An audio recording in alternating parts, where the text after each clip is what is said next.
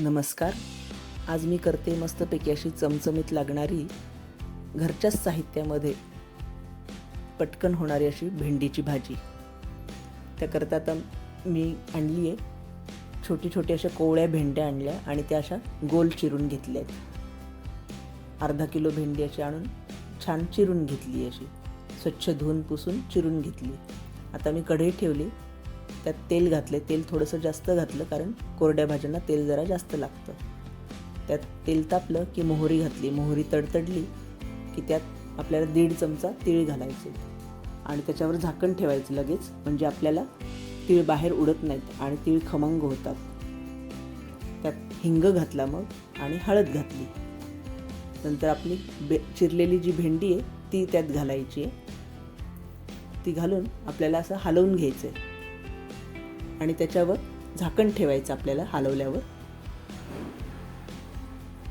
म्हणजे भेंडी पटकन शिजते. झाकण ठेवल्यामुळे भेंडी पटकन शिजते आणि आपली भाजी पटकन तयार होते. हे मी झाकण ठेवले, अगदी 2 ते 3च मिनटं आपल्याला झाकण ठेवायचे.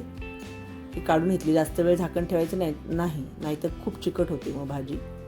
2 ते 3 मिनटंच मी झाकण ठेवलं आहे आणि हलवून घेते परत. आता हे बघा, भाजीला आपल्या अशी तार आली आहे. तार अशी यायला नको, आपली भाजी चिकट व्हायला नको. मोकळी अशी भेंडीची भाजी मोकळी छान लागते, चिकट चांगली लागत नाही.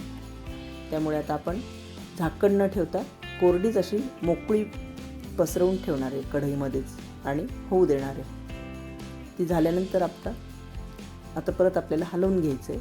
हे मी हलवून घेतलं. आता बघा, आपला चिकटपणा बराच कमी झाला आहे. आता अजून सगळे मसाले घालेपर्यंत पूर्ण चिकटपणा त्याचा निघून जाईल आणि भाजी छान मोकळी होईल. ह्यात आता आपल्याला तिखट घालायचं आहे. तिखट थोडं जास्त, भेंडीच्या भाजीला थोडं गुळगुळीत असते भेंडी म्हणून तिखट जास्त लागतं. तिखट, काळा मसाला, धणे जिरे पावडर आणि मीठ असं मी घातलं आहे आणि हलवून घेतले.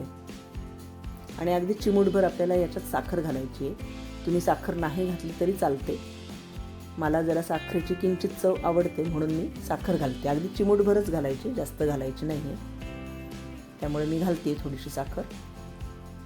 बघा, जराशी साखर घातली अगदी आणि परत एकदा हलवून घेऊ. हे बघा, आपली भाजी तयार झाली. जरासुद्धा चिकट झाली नाही, चिकटपणा भाजीला अजिबात आलेला नाही आहे. मोकळी अशी आपली छान तयार झाली आहे ही भाजी, भेंडीची भाजी.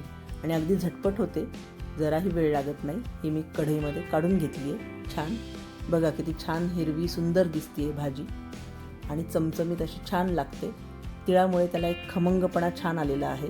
त्यामुळे तुम्हीसुद्धा एकदा नक्की करून बघा भेंडीची चमचमीत भाजी. तुम्हाला जर आवडलं तर लाईक, कमेंट आणि सबस्क्राईब करा आणि शेअर करायला विसरू नका. थँक्यू. माझ्या इतर रेसिपी पाहण्यासाठी स्क्रीनवर दिलेल्या व्हिडिओवर क्लिक करा.